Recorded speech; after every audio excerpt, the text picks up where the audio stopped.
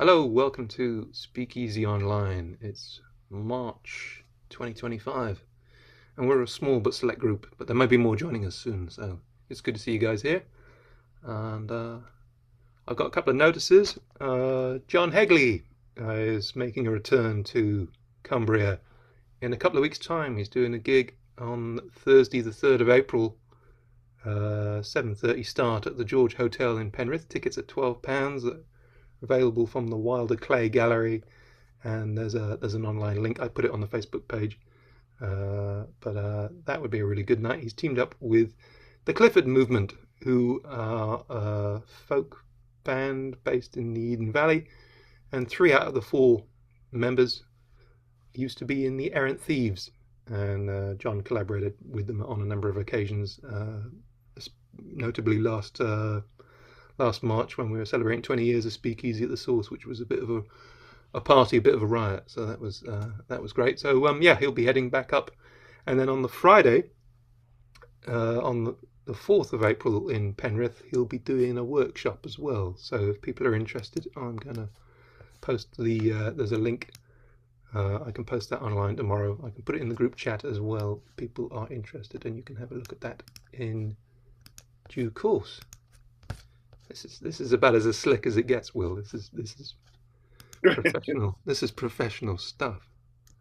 So yeah, there we go. We are limited to 40-minute sections, but just use the same sign-in, and we can continue until we're all poeted out. But yeah, that's really cool. All right, I've got a poem that was inspired by real events, but it might sound like someone else's poem. That it rings a bell. Anyway, yeah. Once again, I found a frog in my cellar and decided to put it in a bucket and take it to the local park, to the ponds there, which happened to me during lockdown, and I got a poem out of it then. So I got another one, but this is a bit more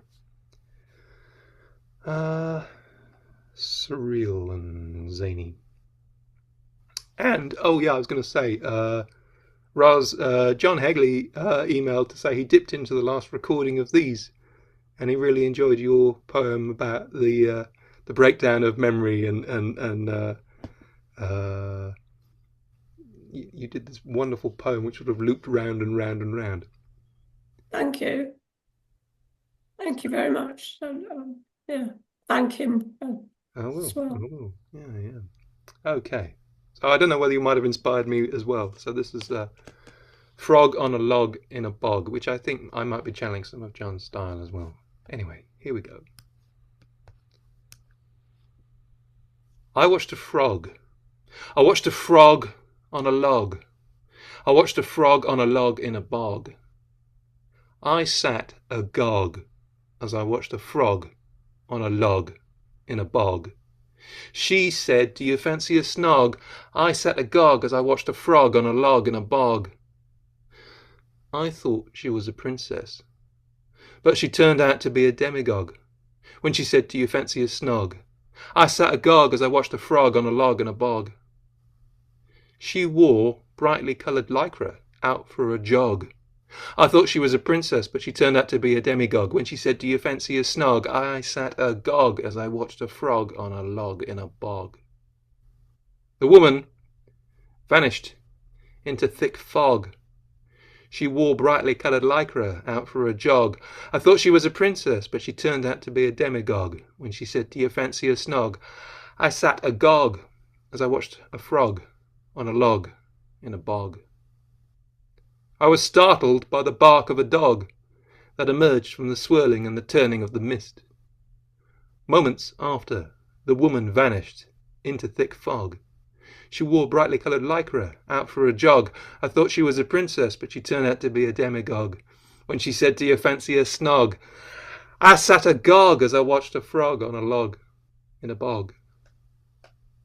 A leery old man who chased his bottle of grog from a barrow of beer, too easy to flog, all masterminded by Noggin the Nog. Distracted as I was startled by the bark of a dog that emerged from the swirling and the turning of the mist. Moments after, the woman vanished into thick fog. She wore brightly coloured lycra out for a jog. I thought she was a princess, but she turned out to be a demagogue. When she said, "Do you fancy a snog?" I sat agog as I watched a frog on a log in a bog. Perhaps it would be of interest if I wrote a blog. Or was this the cold signal to my mind, and in turn a sign I needed a blanket with a higher tog? As I hazily recalled a leery old man who chased his bottle of grog from a barrow of beer too easy to flog, all masterminded by Noggin the Nog. Distracted as I was, startled by the bark of a dog that emerged from the swirling and the turning of the mist. Moments after, the woman vanished into thick fog. She wore brightly coloured lycra out for a jog. I thought she was a princess, but she turned out to be a demagogue. When she said, "Do you fancy a snog?" I sat agog as I watched a frog on a log in a bog. And that's that. Good. Thank Excellent. you. It just popped into my head, and I just ran with it, and it was good fun. You can't get rid of it, can you, then? Yeah, I know, and that's not too dissimilar from the style that you were playing around with for your poem, Ros. So. No, that's right. I kept swapping the lines around, different orders. Anyway, over to you. I've got you a follow on, because they said, somebody asked me if it was a pantoum, and I said, a what? So anyway, I googled pantoum. I can now tell you what it is, and I had to write one because I found out what it was. Oops. How does a pantoum? I keep calling it a pontoon. It is a four-line stanzas, 8 to 12 syllables each line. A B rhyme scheme. Second and fourth lines become first and third lines of the next stanza, and no limit to the number of stanzas, and that's it. So this is what I wrote. The subject matter is not at all of any interest to you. It just happened to be true that I was sat with my foot in a bowl of salty water because I had a sore toe. Anyway, I called it enforced idleness, or finding a good excuse to be lazy. Well, I have got a very sore toe. It's painful to walk around. I can't go anywhere I want to go. Sit down land is where I am bound. It's painful to walk around. Shoes aren't comfortable anymore. Sit down land is where I am bound, since my foot is swelled up and sore. Shoes aren't comfortable anymore. It's difficult to go out, since my foot is swelled up and sore. I can no longer get about. It's difficult to go out. The chair's the best place I have found. I can no longer get about. Idleness is where I am bound. The chair's the best place I have found. It's a very sad fact, I know. Idleness is where I am bound. Well, I have got a very sore toe. And that was that. And it may not be very interesting, but it does fill all the rules of the pantoum. Well done, Ros. You're teaching us new poetry forms here. This is good. I'm learning. Yeah. Is your toe now better? It's getting there. Oh, good. I hope you're. I am moving about. Fantastic. That's great. Okay. Will, we're with you. What have you got for us? So, I've really only been doing this for like 3 months. So this was initially early on. I heard somebody describing their gran, and they said if you moved, she fed you. If you didn't move, she dusted you. Okay, so I wrote this, and this is about as formal as my style gets. If I'll read something else later, and you'll see it. Yeah.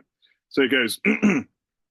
My nan was a queen with her duster, bamboo scepter with feathers attached, all blue, pink, and green, and some tangerine from birds that they no longer matched. A scarf in a knot on her forehead, her crown. Her orb was the sponge that she clutched, cleaning and cleaning and cleaning away and purging the things that we'd touched. The china, the clocks, and the ornaments, Nothing was out of her reach. If you sat still too long, she'd dust you as well. She'd dust off the fur from a peach. And now she is dust and undusted herself. All the feathers have fluttered away.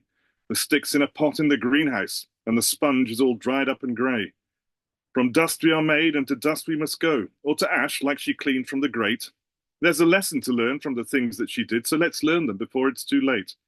When the sun has gone out and the earth is no more, and there's nobody left to forgive, ashes or dust, we will float on the wind, so let's kick up some dust while we live. That's it. That was very early. Oh, that was brilliant. That was great. So when did you write that then? If you've only been writing, Probably about 2 months ago. yeah.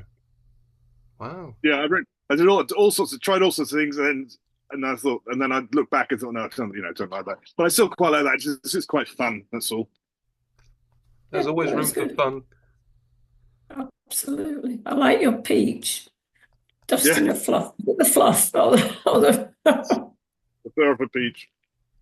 But that's it. it came very easily. It just so it's and I probably Yeah, went through it a couple of times afterwards, but yeah, and it was just fun to do. It was just anything. Yeah, great. Now I want to, so I think I posted it to my wife. absolutely. You got to enjoy what you do. That's, Absolutely. to my mind, the most important thing. If the poem's enjoyable to you, it'll come across as being enjoyable to other people. Yeah, And I some, find the initial writing easier, and then the going through it and improving it hard. I mean, it's a slog, but when you're going through the lines, and something just jars, and we've got to change that. So, but it's the process. I really enjoy it. Anyway, sorry. Back to you. oh, absolutely, yeah. You just encapsulated writing as rewriting as well. But yeah, it's great when sometimes you just get in that headspace and it just flows, and Yeah. don't knock it because it doesn't always work like that. But yeah, it's great when it just sort of flows out of you. That's really cool. I mean, another thing. Are we all right to talk about this, or do we have to? Yeah, I mean, carry the on. thing is, I keep a notebook, and so I have an idea for something, and I just write down loads of thoughts and words and things like that, and that effectively becomes like my palette. And then Mm. I take bits of that and feed it into what I'm writing, and I'll only use half of it, Yeah. but it's quite a handy thing to do. And then you look back as well and know something. I have no memory of writing that down, but I like it. And it's just so it's good. Keep your notebook. That's a top tip. I remember when I was starting my degree in filmmaking and media production and stuff, and they said, "Oh, the first day they said keep a notebook," and we all thought, "Oh, we'll remember all our ideas," uh, and you have so many of them, you got to jot them down. It's a great, yeah, I got so many notebooks now. I was like, yeah, that was one piece of advice. I thought, yeah, day one, good way to start. So yeah, that sounds great. I like that description of it being like a palette where you can swap ideas in and out and things. That's brilliant. It was only when I thought, so afterwards, I thought this is what I'm doing. But, it's just yeah. Fantastic. All right. Well, that was our first round. That wasn't too painful, I hope. So we'll crack on. This one was provoked by politics by Donald Trump and his idiotic AI video. This is called Trump Gaza, and it has a subtitle of New World Disorder. I don't know if anyone saw that video. It was anyway. Yeah. Oh, we've just got Jeanette Owen in the waiting room, which is hold fire there.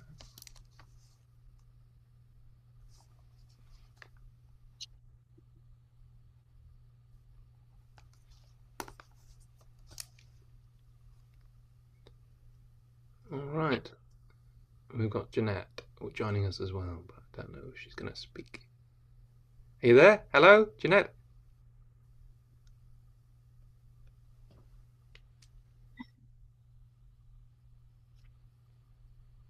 How are you doing? Right. I'm good, thank you. How are you? I'll knock that light off up there, then Yeah, it's I'm not all as right. All right. bright. Are you all right? Not too bad. Not too bad. How you doing? Hello. Good, thank you. We've got Will and Roz with us as well, so all cool. Lovely. Good. We've just done the first round, so did you want to read something, or I was going to read something, and then you can go You on? read something because I haven't Alright, quite okay. decided yet. All Well, right. Roz is going to follow me, then it'll be Will, so you can go after Will. Is that Great stuff. Thank you. I'll have a ratch. all right? It's always this professional, Will. It's always slick and smooth. That is. I All hope right. not.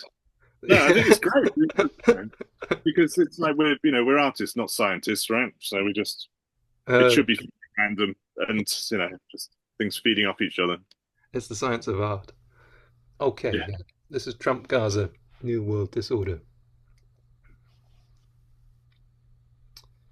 A film created by AI. Bizarre, crass, distasteful. I struggle to find the words for this latest installment in a world sliding into insanity. And how about the following? Donald, you gold-plated moron, the Gaza Strip is not Palestine's answer to the Las Vegas Strip. It's a bloody war zone. Thousands killed, families torn apart. Not ripe territory for a trashy Riviera resort. Bad taste, a big dollop of gaudy shit, doesn't even begin to describe it. Emperor Trump is egged on by his mates Netanyahu and the cyberloon, Elon. Musk hails from South Africa. It's clear. He's embraced far-right gestures. See his arm held out straight like a spear. Is he nostalgic for the days of apartheid? He lived on the privileged side of the divide. So what's next? The Srebrenica Strip? Rwanda genocide safari? Tiananmen Square package tours? Chernobyl condos? Auschwitz Disney? We don't have to look far for a genuine ethnic cleansing experience. And not just to the history books, it's happening today. Systematic removals of people, carving up territories, shipping the unwanted elsewhere, quietly disappeared. And they're desperately in need of assistance. In response, our leaders cut the aid budget to fund defense and growth of the military, meaning more guns, more weapons, more death, delivered to you by your friendly armaments and defense contractors. The president's art of the deals is threaten to walk away from NATO, to not invite Ukraine to peace talks, only Putin's Russia, and extort a war-torn country's rare earth minerals. How did we slide into worldwide wars in the past? It's no good to bury your head in the ground. Hope that maybe it's bluff and bluster. The world is watching, aghast, and playing a deadly game of chicken. And who will blink first this time around? Thank you very much. There you are. Yeah, excellent. Yeah. Just provoked by that idiotic film they put out. It was just... It was unbelievable, yeah. Yeah, mad. But there you go. Very frivolous, but I feel very frivolous in the... But I think that it needs to be said, right? I'm glad you're doing it. I don't think I could do anything so dark, apart from being in the dark, obviously. Well, you never know. It might come in time. It was just sometimes it just comes. You don't know where, and you just feel an urge to write it down, and you see whether or not you write it down. That's the first thing, and then you think, is that worth sharing? Sometimes it isn't, but sometimes you think they're okay. I think it's all worth sharing in a way. I mean, it's like if you're amongst friends. Yeah, I think it's finding that safe space where you can share things. I think we have that at SpeakEasy. I think we have it at Poets Out Loud and the other events as well. I think people are receptive to words. I think poetry and spoken word has really developed in the last 10 or 15 years a slightly different a broader audience, and I think people are more receptive to hearing what people recite, and whether it's in a standard form or blank verse or whatever. I think people are interested to hear what people have to say. I hope. Anyway. I am. Oh, fantastic. Well, thank you very much. Ros, do you have another one for us? I have. So, not really following on from you, I'm afraid. This is Samaras, which are flying seeds. It's just a generic term for flying seeds. The sycamore samaras raise a single wing in triumph as their seeds probe through the mossy grass where they've lain since autumn, waiting until the weak rays of spring sunshine enable their shoots to discover new ground. I see the white sails of 100 intrepid explorers. They're no different from the men who planted their flags in the Americas, Australasia, the poles, and upon the moon. They raise their flags across my land as if to say, I have helicoptered in from the other side of the road and conquered this bit of grass where no sycamore tree has stood before. I will claim this patch of ground and proclaim it is now mine. I cannot help but admire their tenacity, these brave aviators of the sycamore world, but they do not understand that this ground is sycamore free because in my godlike capacity I have made it so, nor do they see that I am the coming storm that will bring about the destruction of every invading seed as I systematically uproot this budding forest. Was that one? Thank you. Oh, I love that.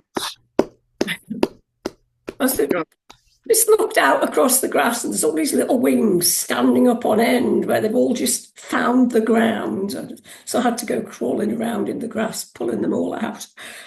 And I felt so mean. I loved your imagery of flags being planted as well. I thought that was very, very strong. That was very vivid. It was just so obvious the way they sat there. Fantastic. I really liked that. I really enjoyed that. Over to you, Will. Very good. Right, okay, bear with me a second. Just going to find. So, you know, I've only been doing this a short time, so it's going to seem a bit like this. We recently, Cleo, my wife, and I, we had a week in Gran Canaria and lots of free time, and she sketches, and so I thought, well, I'll write poems. So this is one, and I really only sort of finished it last night, so it's still not polished. It might be a little bit long, but we'll go. So this is Sunday, 9:50 p.m. So here we are at the end of the day that began 2,000 miles away, 18 hours ago, a cold 3 o'clock morning, and now here we are, uncontrollably yawning. 6 a.m. Before dawn, we drove across moorland through rain, past sad, soggy sheep, to then the plain over Biscay to this pip in the Atlantic. Once flight was romantic, but not for a while. But that's fine. Who needs style or a smile or on a run such as this? When we're making our way in a long metal tube, when we're making our way to the sun. Frowning, they look at our passports and stamp them the same way they'd stamp on our feet, I imagine. Then off to Las Palmas, past carnival dances in pink, white, and gold at the side of the road. A stop for provisions, tired decisions, but we've wine, so that's fine. So let's go. A bus takes us skimming. Sorry, this is 1 p.m. now. A bus takes us skimming the shimmering shoreline, and the sea is so blue, oh so blue in the sunshine, from the grey of the day when we started, far from those worries before we departed. We get off at a square among people who live there, and walk past a statue, an old cleric whose stare should seem benevolent, but looks slightly malevolent. 2 p.m. Shattered, we sit on a beach by the shore, waiting for someone to open a door, feeling the heat in sunglasses and hats as the waves ebb and flow like indifferent cats. And we wait before monolith blocks painted ochre and blue, with double-glazed eyes inured to the view, and verandas like jaws jutting out at the sea, looking wind-worn and tired, just as tired, oh so tired, just as tired as we seem to be. 3 o'clock. All at once, here we are on the terrace, just as we hoped, even more than we thought, with the waves roaring now and a beautiful view from our kitchen, full windowed, right angled and huge. And we're slowly finding ourselves, enchanted, delighting, reviving, settling in with each moment that passes, still wound up, but gently unwinding. 3:30, then out to the bar. It's not far. I order a cola, you order a beer. That's just fine. But I fall into line and ask for 2 cañas, or pido dos cañas, as they say in España. I think, not my forte. We still drink, and over the road banana groves grow as the cars come and go on the wide divide of the Autovia del Norte. Then back to the terrace to snooze in the sun till it sinks in vermilion and copper. And the room lit inside from outside, we find, looks quite like a painting by Hopper. We return to the bar, La Casa del Duende, sit out in the moonlight, ignoring the cars that pass like the waiters, too hurried to wait, but we're happy, relaxed, and we look at the plates that they take to the tables around us. When they found us, they smile and they ask what we'd like. We're thirsty and hungry, so wine, cold and white, then gambas and pimientos to begin with, and ensalada and pollo to follow. But the orders aren't orders, and they all come at once, except for a starter we get half an hour after. But that's fine. We don't mind. We have time. We just go with the flow. Just go with the flow that repeats like an echo and fills up our glasses with cool, fresh Verdeco. Then back to our den by the sea to take it all in, where we are in the din of the waves that we love. I start writing these lines at just before 10 as you read your book. And then I gaze at the stars through the window and I say, tomorrow perhaps. But when I look round, you've already collapsed, sleeping asleep in deep-needed dreaming, at the end of an evening, at the end of a day that started 2,000 miles away, a whole world away from this one, it seems, and I write in the night by the light of your dreams. That's it. Wow, man.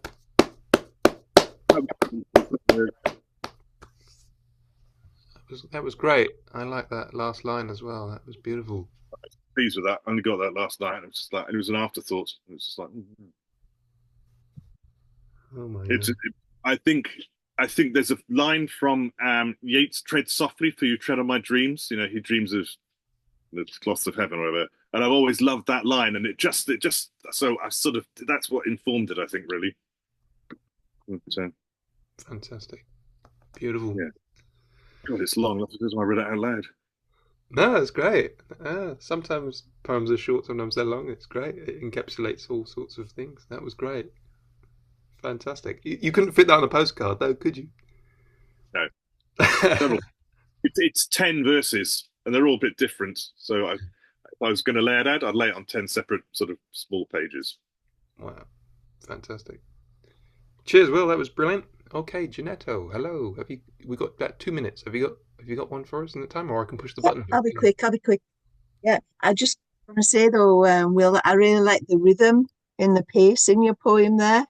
Yeah, because I mean, at the moment, part of my background is I'm partway through an OU creative writing course and English lit, and I've been struggling with iambic pentameter for my 2 of the poems that I'm currently writing.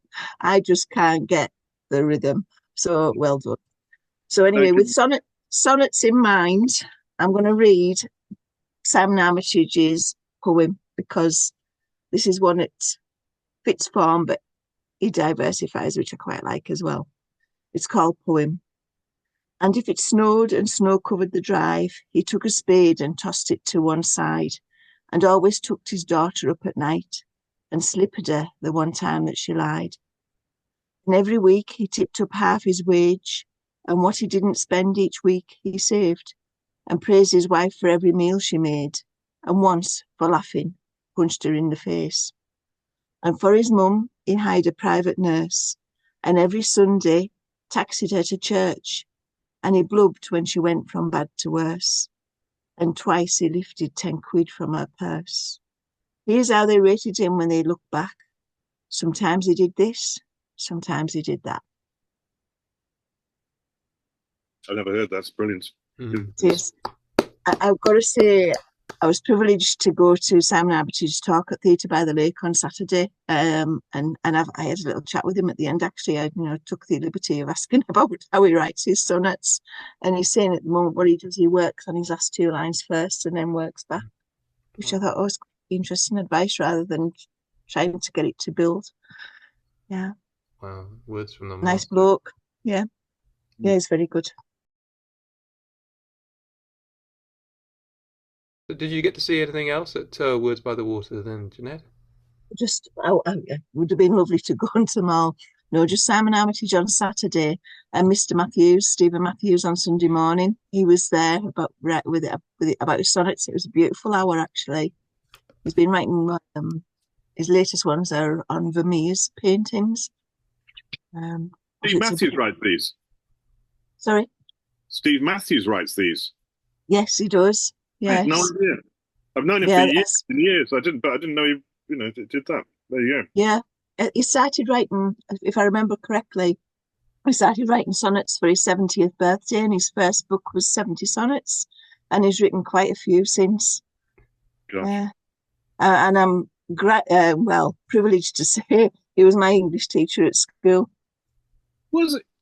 Yeah. I didn't even know he was I've only known him from bookends. So when I first arrived in Cumbria about 20 years ago, used to get him around to Radio Cumbria to review the papers sometimes, and so that's how I see. But Right. I know he was an English teacher as well. Mm. He's a really nice guy. I mean, I like him so much. He is.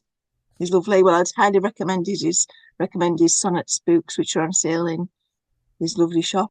Bookend, bookcase. Yeah. All right. Hello, George. How you doing? Hey, George. Hi. Yeah. I've managed it, Phil. You have. You had another event, but I said, no, George, go to that event. You always spoil us by reading your stuff to us here on Speakeasy Online. Oh no, I didn't want to miss it, but also I felt committed to the other one as well. One of those things that I didn't realize they were both going to be in the same night. It's Wordy Wednesdays. It always happens. We've had a couple of good goes round, and we've got Yeah. Will joining us as well, who's Hello there, George. Hello, Will. who's been writing some poetry just for the last couple of months, and they're really good. I had a really good time down at the Words in the Water thing, Oh. and Kelly was hosting a couple of the events, and Polly Atkins did a workshop. It was really good. Oh, fantastic! I didn't see you there, George. I was just at 2. Were you at the Simon Armitage one? No, I was at the George Monbiot and at Kathleen Jones, because I know Kathy. Uh-huh. So was it? And I was sorry to miss Kelly's workshop. I would have liked to have gone. I couldn't manage it. I couldn't manage. I decided not to try to manage everything for once. I tried to be semi-sensible, because I've done festivals before where I rush from event to event and I just got overloaded. So I decided I just did the 3 things really: the workshop and then the 2 events. But it was really good. Lovely to see everybody. Okay. Well, see it was lovely weather too. It was really good. It was very good. Hello, Jane, as well. Hello, Jane and John. Hi. Hello. Hi. Oh, there's loads of us now. We've gone around a couple of times. I don't know if George, if you've got a poem to hand, if you want to read something to us now. Well, I've always got poems to fill. Well, I post a poem a day.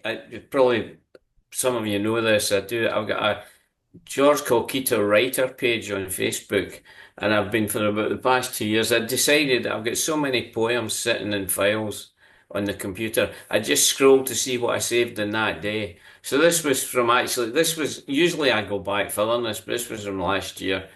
There is a time for tears. This is not it. Buds of the cherry are full of promised blossom, short-lived but glorious.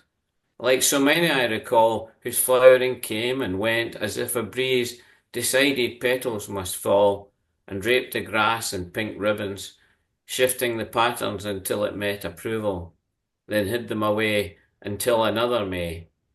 Beauty to last forever in my mind, and I, rejoicing every arrival, cannot mourn the going, consider all my fallen as the seasons blow. Look on my withering, understand I cry of loss when I should praise those memories. Beautiful.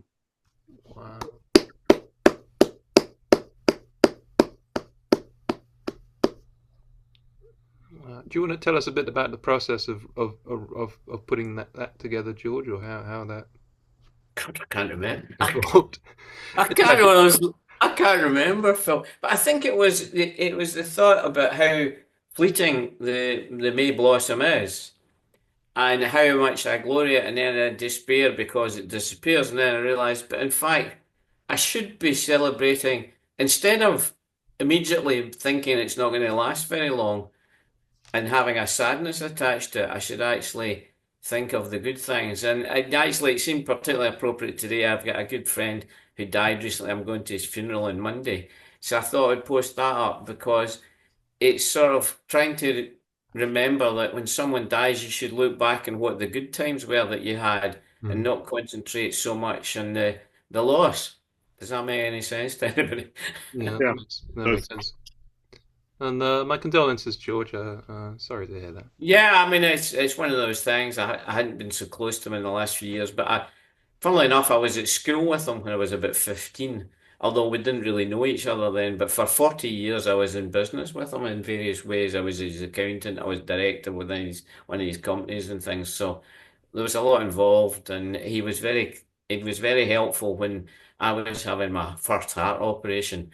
He was the person that I said, because I didn't think I was going to make it, and he was sitting by my bed. I sent Margaret away and put my hand in his arm, and I said, "Look after Margaret."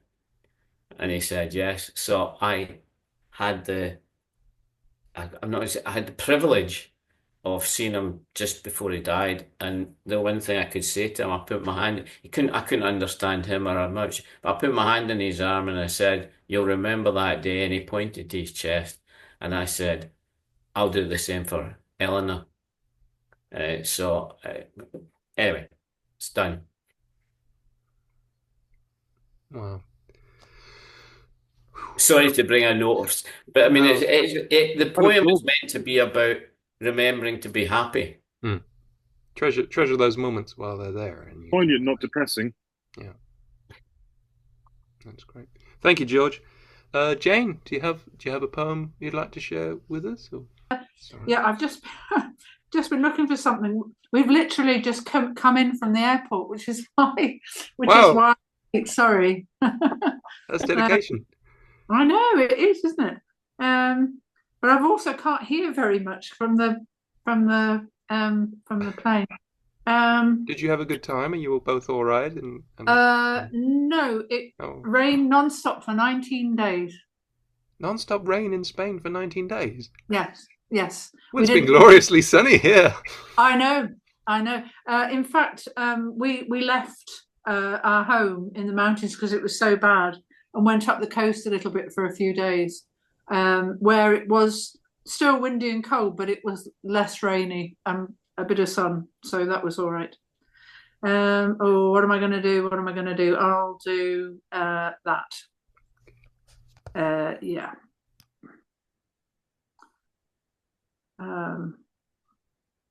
Yeah. Okay.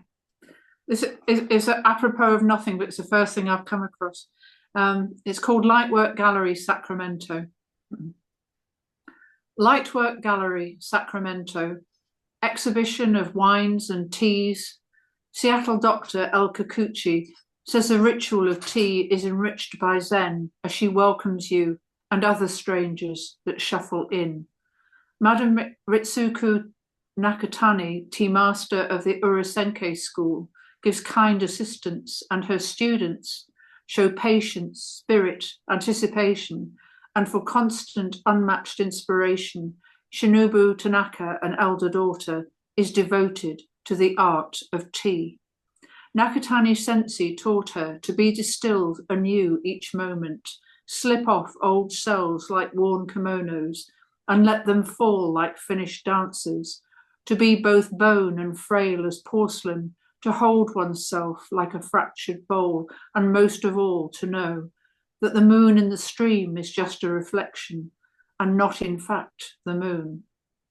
Her Nakatani Sensei photo was sneaked when she was just 13, with a tourist Hasselblad 500 who found amid his grinning kindred a snapshot of a kendo outfit with her mother's face and hands and feet. Outside, beyond the exhibition, the traffic clears its throat, and El Kikuchi, Seattle physician, is reiterating her position that the aesthetic of tea is infused with Zen, and the moon in the stream is like a libation. And the moon in the stream is like a libation that the moon makes of itself, places before us, and lets us sip. Wow. Sorry, Phil, I lost that at the end. It was my anxious scrolling, sorry. No, it was good. There was a lot in there. That was cool. See if I can find something more relevant for next time. No. I like this sort of random sort of Wheel of Fortune approach we've got with your work now. I like that.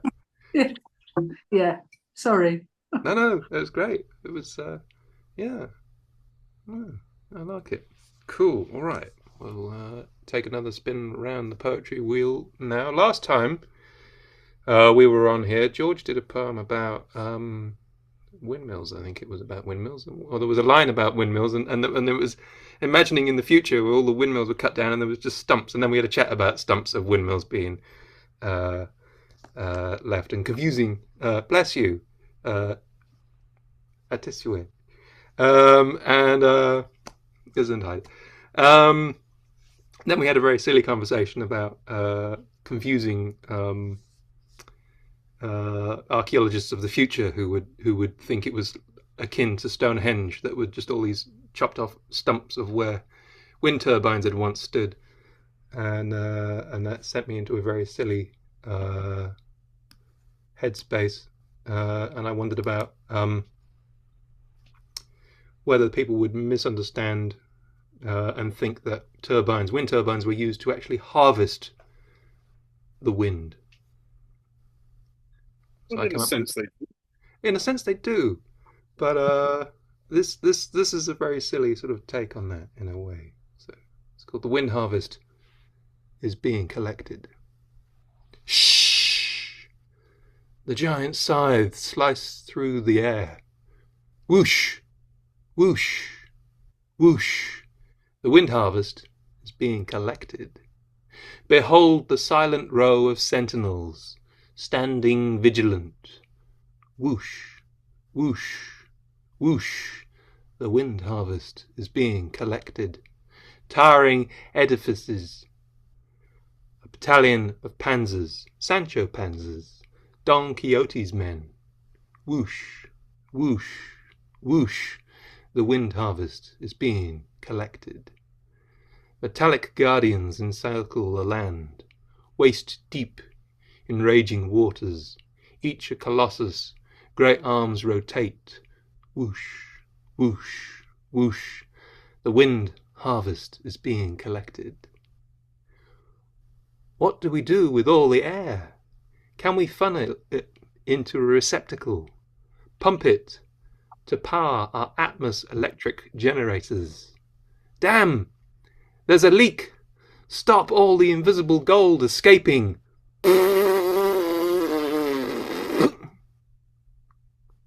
Fire up the grand extraction devices once again! Whoosh, whoosh, whoosh. The wind harvest is being collected. And there you are. How did you write that sound of the winds escaping? I think it's 4 T's, 4 H's, 4 U's, 4 R's, and 4 P's, an exclamation mark. You're a fantastic mimic, Phil, but I've never heard you mimic a wind turbine before. Very good. I have many talents, all of them peculiar. There we are. I meant to do some more notices because there's new people have joined the call. So I started the call saying John Hegley's back up in Cumbria. He's in Penrith for 2 events. Thursday the 3rd of April he's doing a gig at 7:30 p.m. at the George Hotel. Tickets are £12, and it's him and folk band The Clifford Movement, who feature 3 of the members of Errant Thieves, former members of Errant Thieves. And then he's going to be doing a workshop, and I put a link to that in the chat. And that's on the Friday the 4th as well. And also, people are around. There's a puppet musical doing the rounds as well. I think it's in Whitehaven tomorrow night. No, Friday night. It's in Silliness tomorrow night.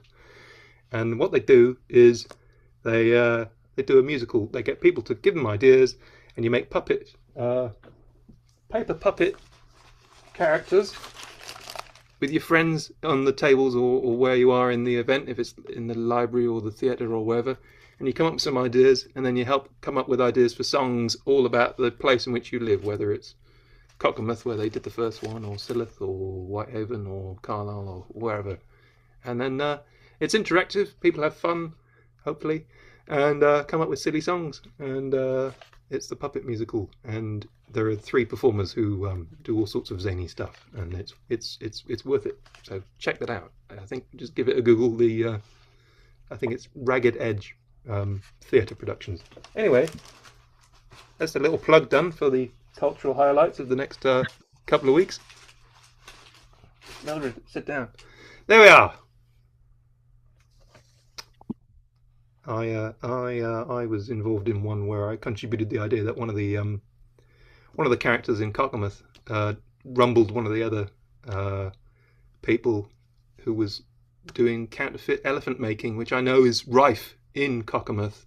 They have a big problem with counterfeit elephants there, but luckily there was a paper dog who was the hero of the piece, who was sniffing out all these suspicious characters and got to the bottom of it all. So yeah, it's that kind of zany, we used to make our own entertainment, sort of aspect to it. Anyway, that's the cultural highlights. Roz, what have you got for us this round? I've only got this one for you now. It's only short. Something Jackie was doing, and she had to do a poem about flight or something, so I thought a flight of fancy. So here you go. Fasten your seatbelts, sit back, let yourself daydream, while this plane propels you through the clouds to the land of fantasy. There you can take tea with David Bowie and impress him with your well-informed, witty conversation. Have cocktails with Byron and stun him with your amazing poetry.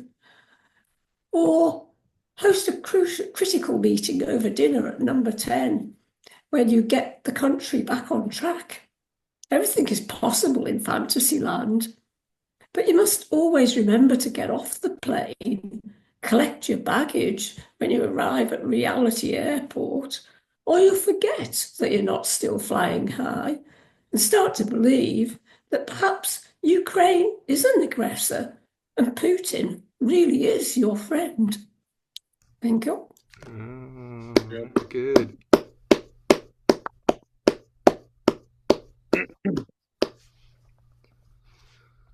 That was clever, Roz. That was deceptive, and then you walloped us at the end there. Very clever. Thank you. Will, we're with you.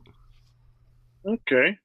So this is from my small collection of things that I wrote at the Canary Islands the other week. And this stemmed from, we had this lovely terrace, and my wife's sketches, and I said, I'll write a poem. He said, we realised that neither of us could draw waves or write about waves or the sea. So I wrote this. The sea is an awkward poem to write. It changes its mood all the time, and here in the Canaries, it particularly varies. So let's start with a line that lies on the horizon, an obsidian thread that spreads and spreads towards us to the shore, where we write of the textures of marble, chenille, and quartz, and the colours we see, gunmetal, viridian, malachite, cerulean, cobalt, and verdigris, that we see in the sea, that we see in the sea. It's always subjective, wholly reflective of the downcast dome of the sky, a reply to the light cast upon it like a bonnet. Each wave heaves up a dark ribbon that stretches and then smiles white like Turkish dentures.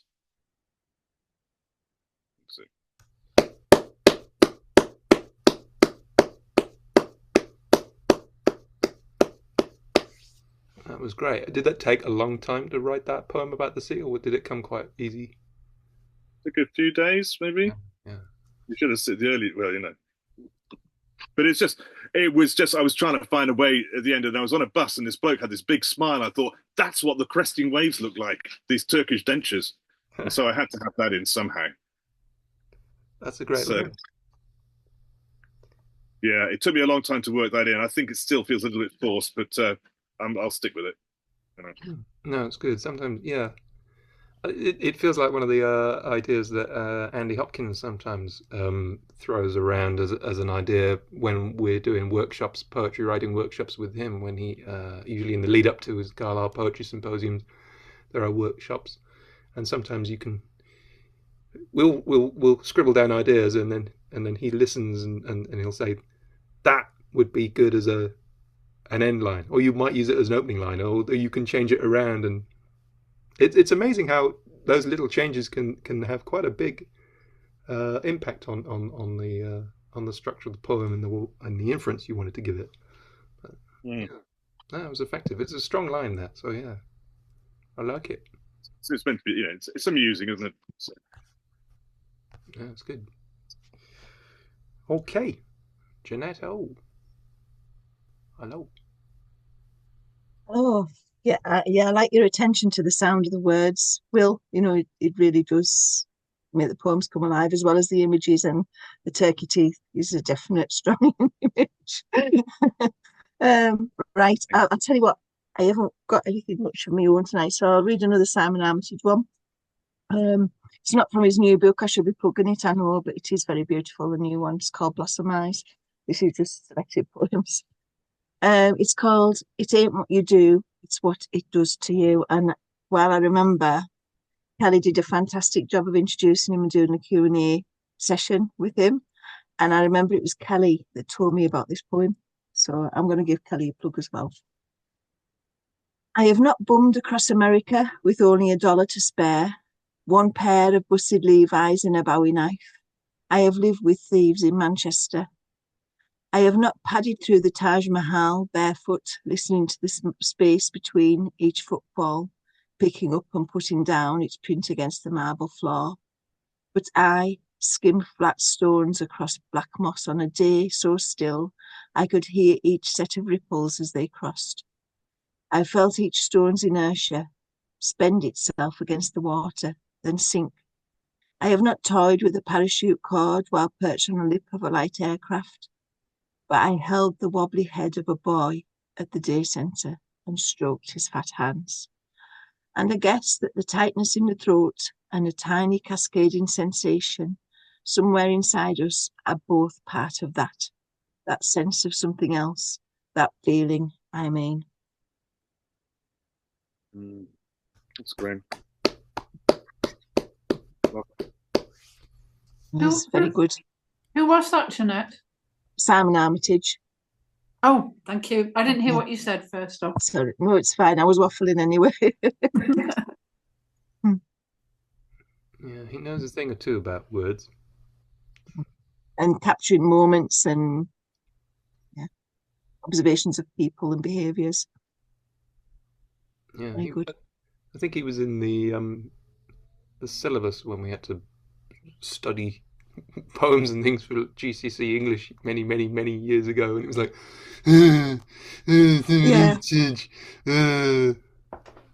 It's actually still in mine now for the whole year course. Yeah, it's Gawain in the Green Knight last year. Yeah. I know we had John Cooper Clarke as well, and I think he's enjoyed it. Oh, did you? John Cooper Clarke I think he's been in the on the English syllabus for about 30 years, and he really enjoys making school children's lives hell, that they've got to learn his poems and then answer questions about it. I remember going to see him at the old fire station, and he didn't come on stage until the time I thought I was going to be home by. He makes them wait. Anyway, we'll crack on. Thank you, Jeanette. Great stuff. George, hello. Do you have another one for us? Yeah. You mentioned something when you were doing your thing, sorry, Phil, but you mentioned something about hometowns and things about it. So I've just dug this up. Unfortunately, or maybe it's fortunately for you, I can't remember. It's written for a tune, but I can't remember for the life of me what the tune is. And it's got two. I've got Dubrun was his name, but it's actually the Ballad of Dubrun. Du is D-O-O, the Ballad of Dubrun. In Paisley Town there lived a man, and Dubrun was his name. He took the roof off his big hoose, some thought he was insane. But badness saved him council tax, though councillor was he. He'd rather doon a dram or mair, and have his hoose for free. He had a horse and hackney cab, was weel kent at the station, and nightly to the pub he'd go, such was his reputation. And after hours of laugh and drink, they'd tak him to the square. They knew his horse, Tune the Cud, would be waiting there. They'd see him safely in the cab, slap the horse, say hame. It kent the route, so off it went, walking into fame. Pigeons living in his house welcomed the meister hame. They cooed and shat and circled high, and that's how he got his name. So lived a man in Paisley Town mony a year ago, and still the nickname o' Dubrun stirs a smell or twa. He took the roof off his big hoose, he'd have his hoose for free, and madness saved him council tax, though councillor was he. It's fantastic.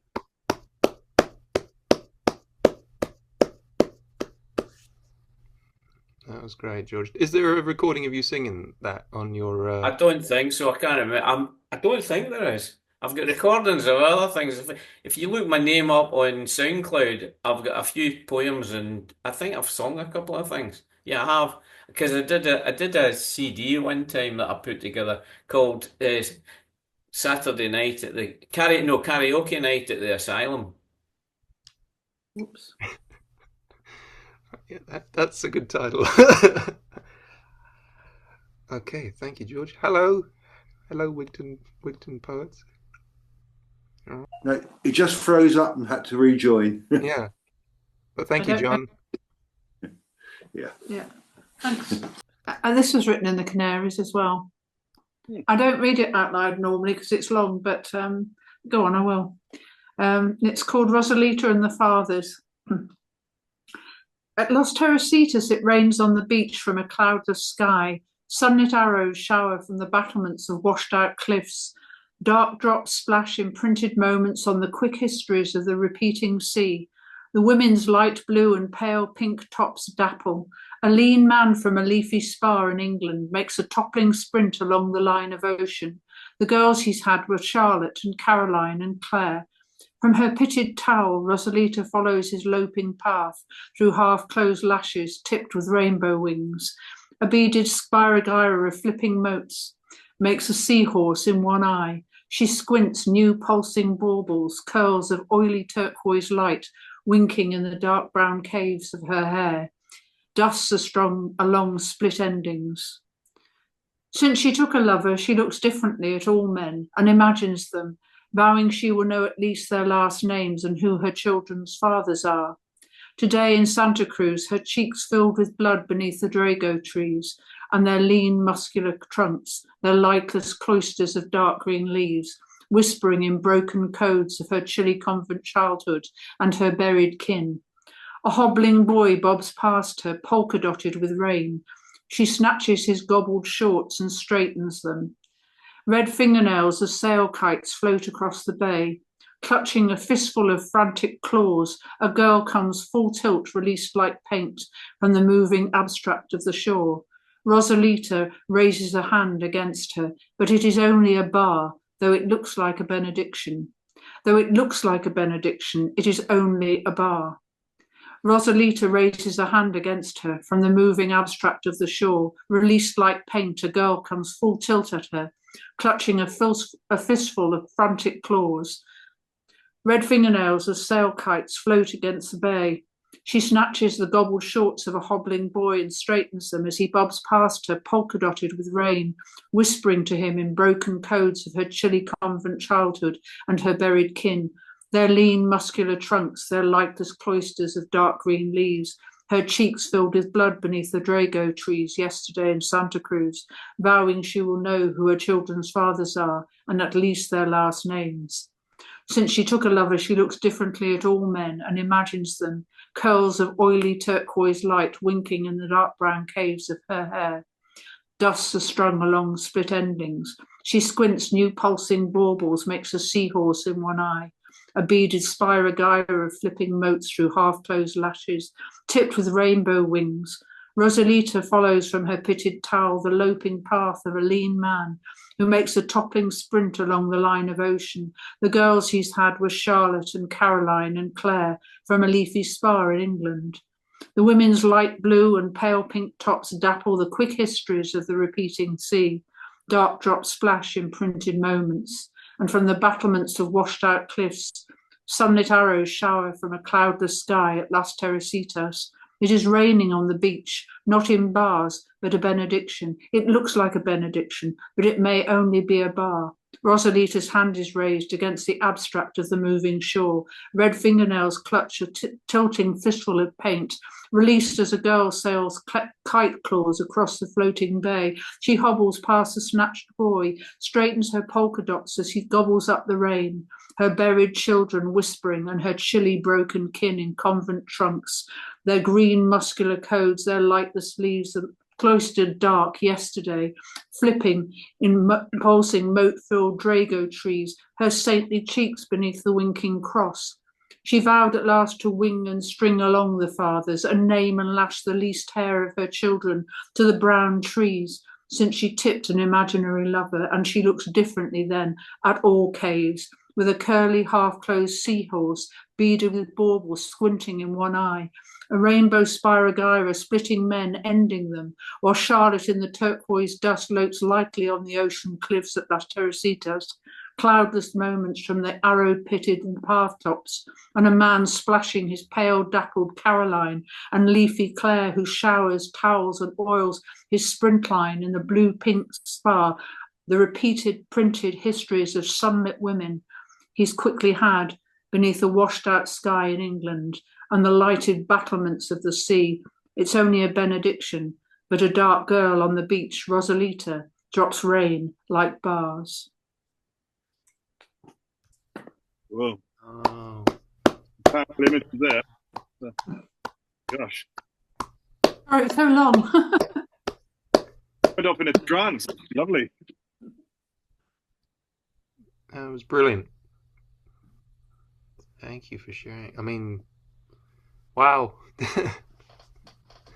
Maybe going to the Canary Islands is where poets need to go on retreat, obviously. Yeah. That was many years ago. Many years ago. Mine was only a few weeks ago.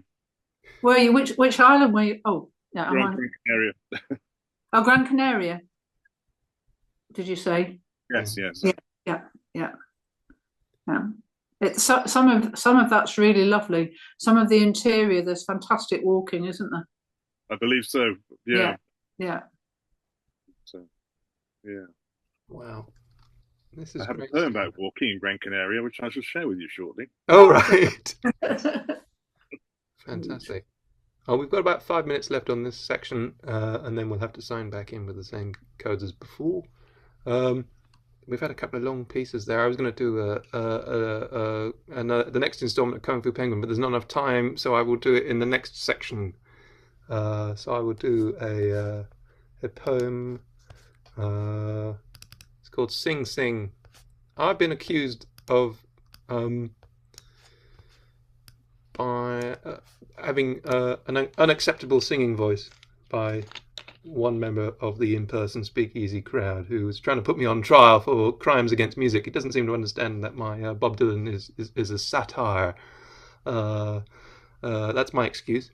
Anyway, It wasn't me. It wasn't It me. wasn't you. It wasn't you. No. No. Anyway, this is called Sing Sing. You won't like everything. That's taken as a given.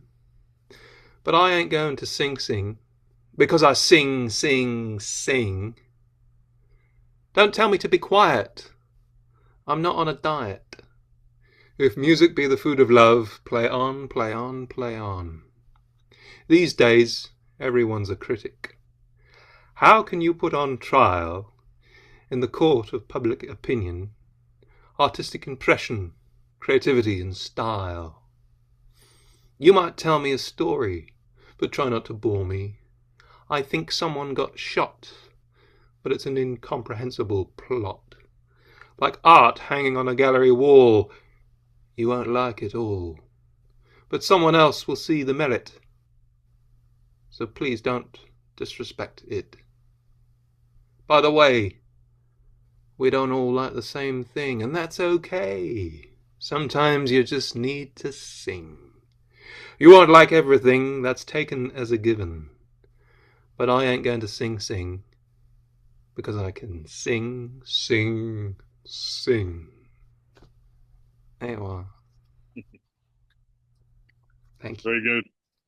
Cheers. All right. I think next week I will have to use that in my defence. You want to All set right. some music? I will. Yes, we've got just under 3 minutes. Is that time for you, Raz, for your next poem? To be honest, the page I had open, I've read everything on it, so without spending ages looking for something. So I think actually, if you don't mind, I'm going to leave you all anyway. Oh. Well, thank you for sharing such great pieces with us, Raz. It's been good. Thanks, Roz. Yeah, it's okay. Thank you. See you. Cheers, Raz. And the leave button. I know it's there somewhere. I was going to say, Raz. What was the has Poets Out Loud been invited to the Cockermouth Live Festival again in July? Have you got? Yeah, I haven't got the dates back from them yet, but I've applied for a place at Wordsworth House again. Oh, cool. Yeah. So it should. The dates are from the 4th, 5th, 6th, something like that of July. Right. Okay. But I haven't been given a release. I don't think. Actually, I've been away last week and I'm quite tired. I haven't been through all my stuff yet. So unless there's something got in my emails somewhere, I don't think I've got anything yet. Oh well, it's been really cool the last few years to read for. Yeah, no, I think it's nice, and everybody seems to enjoy it. And we do get an audience if we're lucky. We get a couple of people in. Yeah. Okay, cool. Well, I look forward to hearing more details about that, and yeah, that should be a really good. Yeah, I will let you know. I've got some other stuff I got to write to you about the Kirkgate anyway. I might email you. I'm seeing somebody on Friday, so I'll tell you another day. All right. Okay. I'm too tired. I can't be bothered. No, it's all right. It's all right. Okay. Cheers, Raz. Thank you so much. Okay, bye then. Bye. And Bye. Bye. I'm probably going to have to push the button now, or we're going to time out. Just use the same login again. We'll go around quickly one more time, and then you will be free of the poetry lock-in for one more month. But yeah, cool. Yeah, it's good, and you can see we get a range of work, Will, and you never really know what people are going to say. George, I absolutely love the poems that you've read. I really do, sincerely. I think, oh. Sorry, I missed it. Did you say me there, Will? Yes. Yes, George, yes. Thank you. Thanks very much. No, really. It's appreciate it.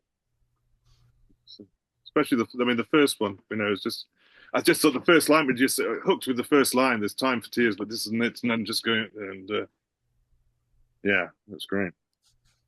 Yeah. Whereabouts are you? I'm in Paisley. Oh, are you? Glasgow, yeah. Okay. So, but I try to get down as often as not all that often, right enough, Phil, but I get down a few times, so it's interesting. I'll need to have a look at the stuff John Hegley's doing, Phil, see if I can sort out something around that, but we'll see. Oh, that would be cool. Fantastic. All right. Yeah, I'm in Whitehaven, but I'm not here. I'm in Peebles, so. All right. Over the border. Yeah.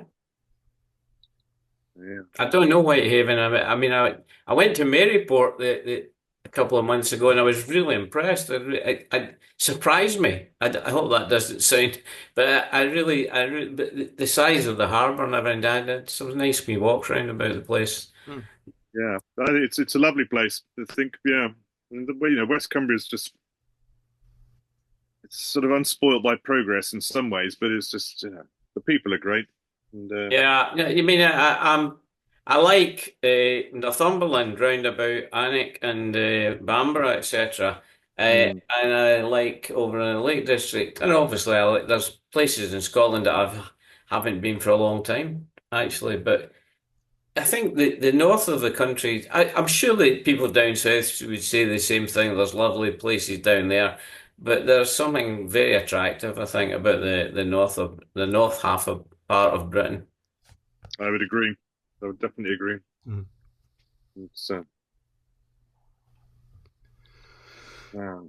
fantastic. Okay, I think we're all back in the room. So, Will, we're with you.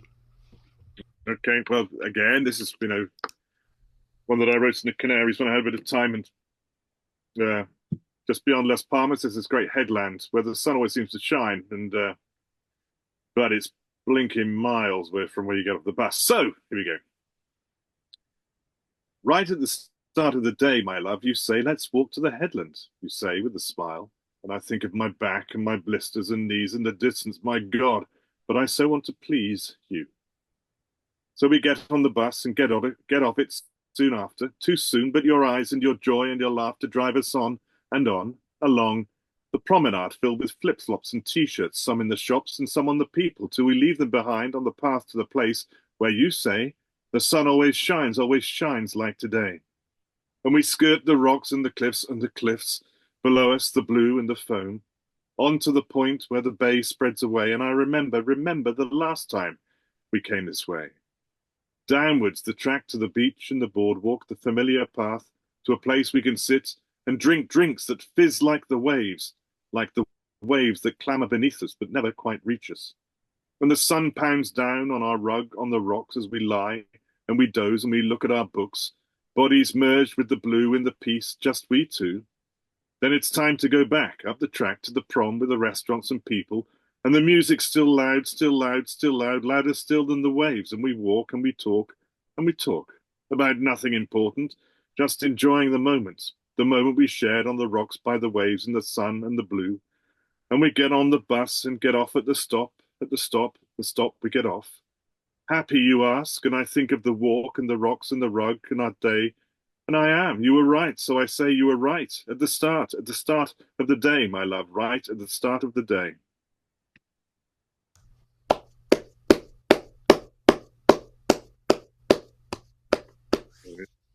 Do you do many open mic stuff, Will? No, I never. This is the first time I've ever read anything to anybody. Well, I mean, listening to the stuff there, open mic, and I would also say slam stuff, because that I think would go down a bomb in slam events. Yeah, It's got beautiful rhythm, hasn't it, George? Yeah, beautiful rhythm. Yeah, and the repetition is excellent, and that works really well. I mean, it works in the open mic stuff as well, but in the slam type thing, for an audience, they love that sort of repetition of the rhythm, and they can pick it up. I think it would go really well, Will. Thank you very much. Thank you.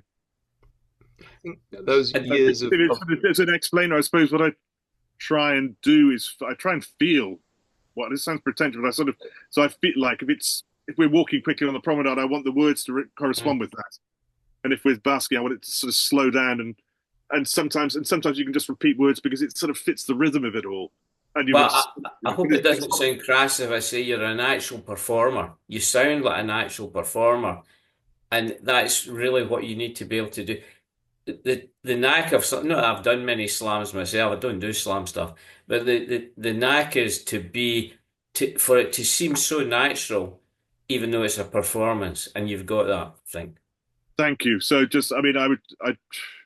I trained as an actor 30 odd years ago. I've done a lot of local amateur dramatics, and I was a radio journalist for a long time as well. So I'm used to speaking, and now I take non-religious funerals. So I'm speaking in front of lots of people, 5, 6, 7 times a week. Yeah. So it's there. So thank you very much, and it's nice to sort of to hear that. But it's I've cheated a bit. I've practiced a lot. Thank you. I was going to say, all those plays and stuff has paid off over the years. Well, I like doing this. I enjoy it so much. I enjoy the process of writing. I enjoy reading it out. I love this, the refining of it all. It's just great. It's been a revolution. It's an epiphany. I've been doing this for 3 months, and it's just great. Fantastic. That's such an endorsement for poetry and spoken word. Thank you. It's lovely, and it's lovely being part of this and hearing everybody else's poems, and and just sort of being exposed to all sorts of different stuff. So yeah. Oh, that's great. That's what it's all about. There's a bit of magic in there as well. It's like, where do the words come from and how they connect with people. Yeah, it's fantastic. Cool. All right. Jeanette, have you more for us? I have, but again, nothing of my own tonight. Hopefully next time. My youngest daughter got me this book for my birthday. It's called A Philosophy of Walking. I haven't actually read much of it yet because I haven't had a chance, but one paragraph that really stood out to me I thought I would share because I think it says a lot about walking, and it's like a little poem in itself, I think. Walking is the best way to go more slowly than any other method that has ever been found. To walk, you need to start with 2 legs. The rest is optional. If you want to go faster, then don't walk. Do something else. Drive, slide, or fly. Don't walk. And when you are walking, there is only one sort of performance that counts. The brilliance of the sky, the splendour of the landscape. Walking is not a sport. Once on his feet, though, man does not stay where he is. that's great. Sorry, was that Armitage again? Oh no, sorry, it's just a paragraph from A Philosophy of Walking. It's all prose. Right. Yeah, but it is poetic, isn't it? It's lovely, absolutely lovely. So I'm looking forward to reading more. Who was the author? Frederick Gross, Gross, Gros. Right. It's almost it's like a found poem. You've happened across it. That's great. Yeah. We're putting a little sticky in it. A Philosophy of Walking, you say? Yeah. So he's looking for his pen. Fantastic. Well, thank you very much. George, we're with you. Right. I've been swelling about what I read. So I reading this. I was at a workshop. I was doing workshop with Cinnamon. So this is from the workshop. So I'll just cheat and do something that I just wrote an hour ago, if something like that. But anyway, here we are. Not got a title yet, I don't think. The title might actually be Summer Light, but I'll just say that just now. Summer Light. Welcome as the Hooper Swan throwing sparkling plumes, surface tension broken, wings white banishing winter. The smiling glint merges into reflection, how thoughts fly to foreign lands, to rising through cloud, to find Icarus' sun has no threat. Free, free. Rainbows dance of colours, everywhere golden. Elves and fairies treasure gold coins scattered by the landing. This is how living shines, promise of mating, offspring, the splash of feet walking on water. Whoa. So the ink is barely dry on that one. No, it is barely dry. And actually it was done as a poem written on a photo on a picture, an image. Whether I'll ever be able to repeat that, I don't know, but it's a picture of a Hooper swan, and so the poem's written on it. Wow, that's great, fantastic. Wow, some people are too talented, aren't they? That's great, George. Fantastic. From one talent to another. Jane, hello. I'll do another Spanish one. It's mercifully short. It's I read it at Free Roam actually a long time ago. You'll know when that was. That was pre-pandemic, wasn't it, Phil? It was The 2018. Free Roam, yeah, 2018, yeah. Well, I read it in Spanish as well, but I'll just read the English version. I sometimes write in Spanish. It's very freeing actually to write in another language. It's called Woman Goes for a Solitary Walk, so it picks up on the walking theme that Jeanette just read from a book about walking and poetry. Alone, my edges neighbour the landscape, my exchange unmediated, the shock of human silence unabsorbed. The journey becomes my companion, the path encourages me. I negotiate with streams, these are my conversations. The long gasp of the pines as a seated crowd rising to its feet. I drift along the base of mountains, I am newsreel. My muffled, needle-strewn tread alerts a deer. It catches my overawed eye, indifferent to everything but him. He is my mirror, indifferent to everything but me. Snow breath fills the wells of my lungs. Empathic fantasy, pathetic fallacy, who cares? The valves are gaping, the streams fly through, the heart's receptive, the lines are open. Lovely.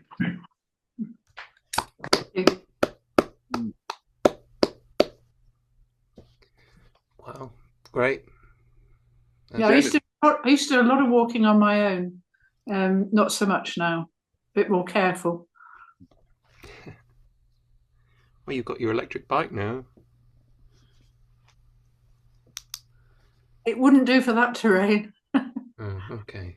There's probably a health and safety message there. Yeah. Yeah, there must be. All righty then. Now we segue into the part of the evening where I do these little stories about. It's George's favourite part of the night. Way back in the pandemic, I came up with these little adventures of a private investigator in the mould of Humphrey Bogart's Philip Marlowe, and he's a little penguin. And in the first series, he was investigating. He was trying to solve. He was clearing his name because he'd been the victim of a crime that he didn't commit, and he was sent to prison for it. And it's like it's a real thing. And then he discovered there was some nefarious criminal activity going on. He teamed up with DCI Snow Leopard, and they had a load of adventures revolving around the Purple Gerbil nightclub. And then the second series, he investigated. It was like The Wire. It's like corruption in City Hall, and a suspect called B.A. Baboon who got elected as mayor. And then in this third series, it's been investigating the paranormal, and it's all gone very weird. And we're up to episode 11. So it's not going to make any sense, Will, or for anybody else. Maybe you could send all the others and I'll read them up before next time.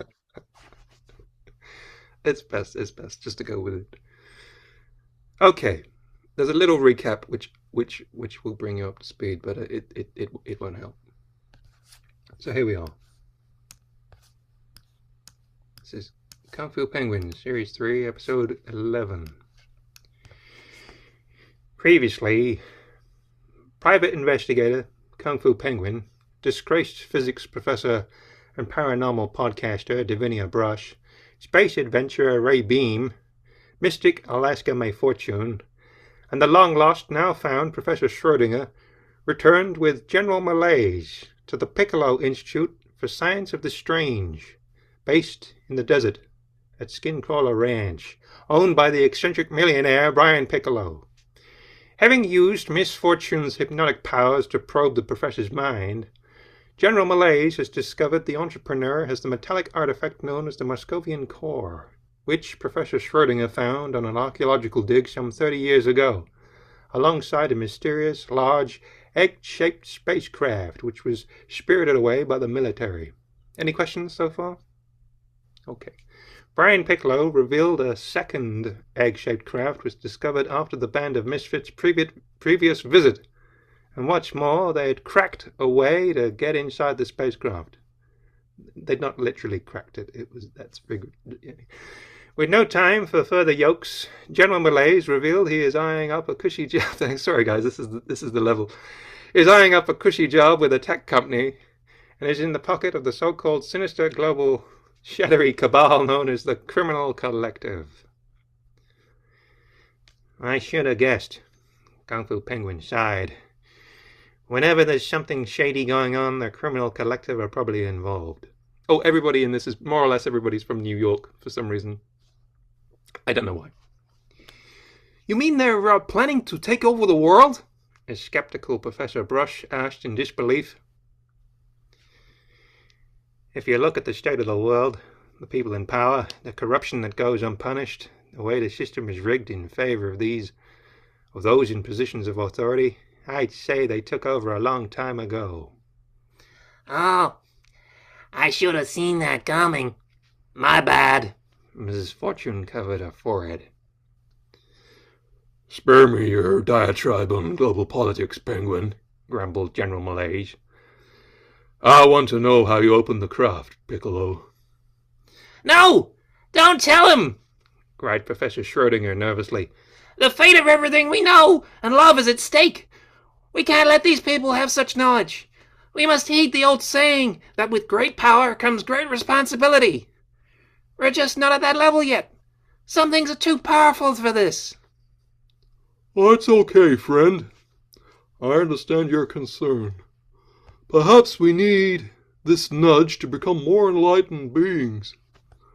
Of course, General. It's quite technical, and it would be best for you to approach it with an open mind.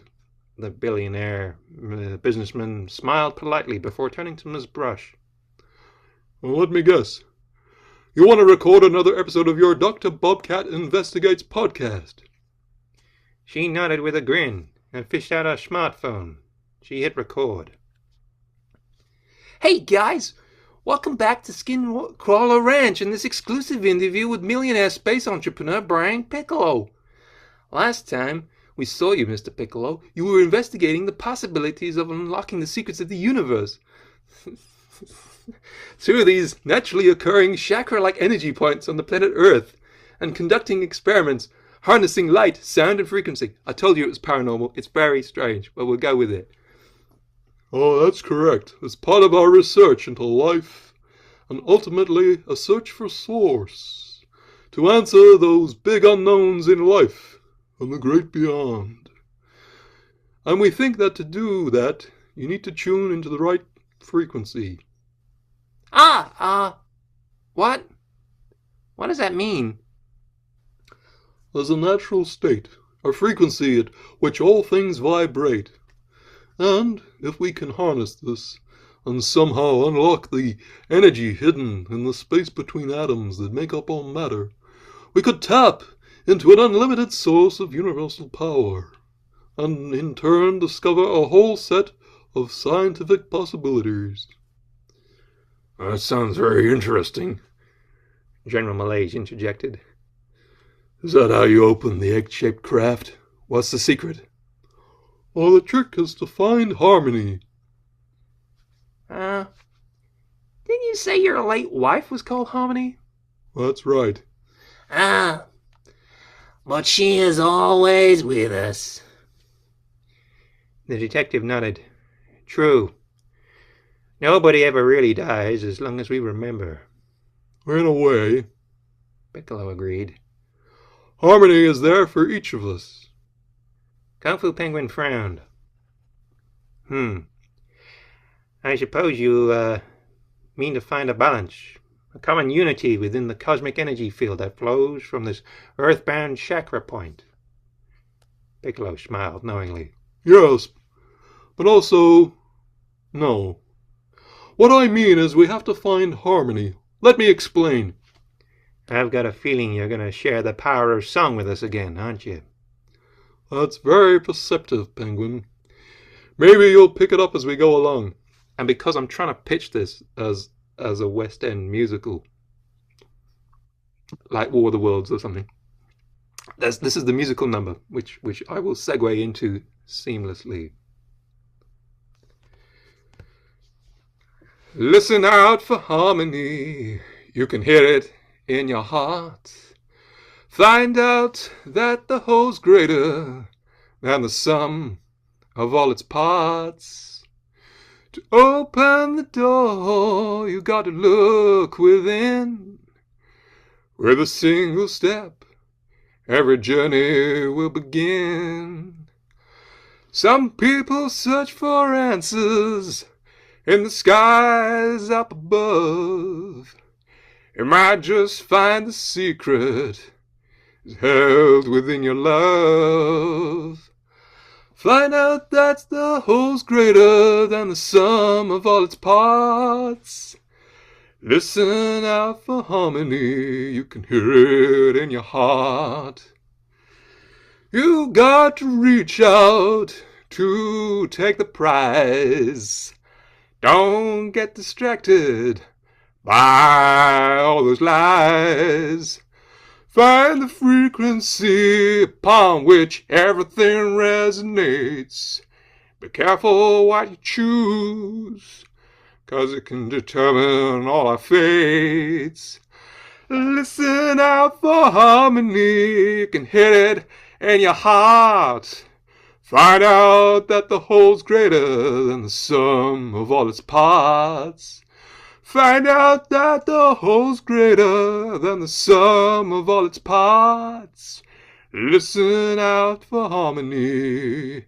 You can hear it in your heart. And of course, the heart is one of the sacred chakras, stated Kung Fu Penguin. Enough of this nonsense, growled the general. Where's the Moscovian core? What part does this play in it all? Oh, from our analysis, it appears it's an amplification module. The alloy focuses consciousness. It takes thought waves and turns them into energy. The possibilities appear almost endless.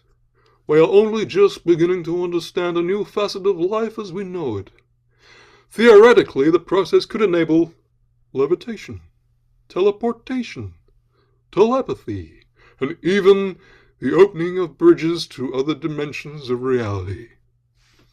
But of course, Ray Beam stood heroically before them, his head held high, alert and waiting for danger. That's how I ended up here. Can Kung Fu Penguin and his friends unravel these baffling mysteries? Will Ray Beam explain precisely what his mission is?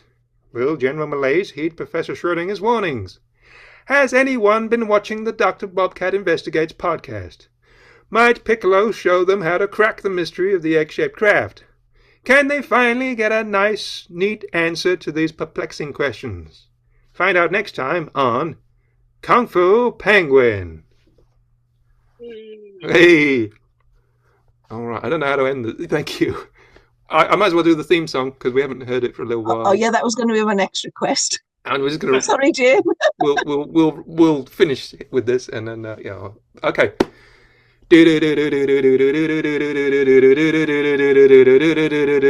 Kung Fu Penguin, wah wah. Kung Fu Penguin, wah wah. Kung Fu Penguin, wah wah. Kung Fu Penguin, wah wah.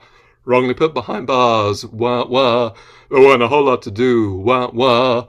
Learned to align his chakras, wah wah. And taught himself kung fu, wah wah. Now he fights the bad guys, wah wah. 'Cause they're not very nice, wah wah. Kung fu's where his strength lies, wah wah. And he puts them on ice, wah wah. Kung